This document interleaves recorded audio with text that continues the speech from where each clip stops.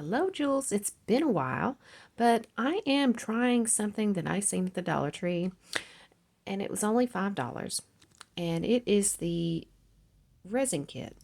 And so, what the kit gives you is a bottle of 3-ounce resin and a 3-ounce hardener.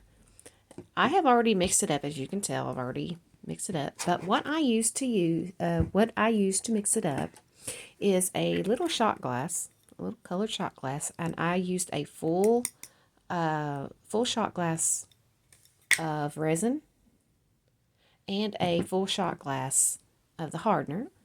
Then I took a little bebop cup from you know where, you know the logo, and I poured both of the hardener and the resin from this cup to this cup.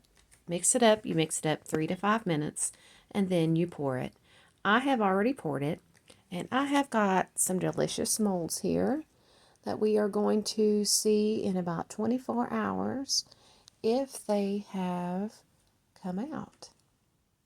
As you can see, the ones with the shiny are the ones that I have poured.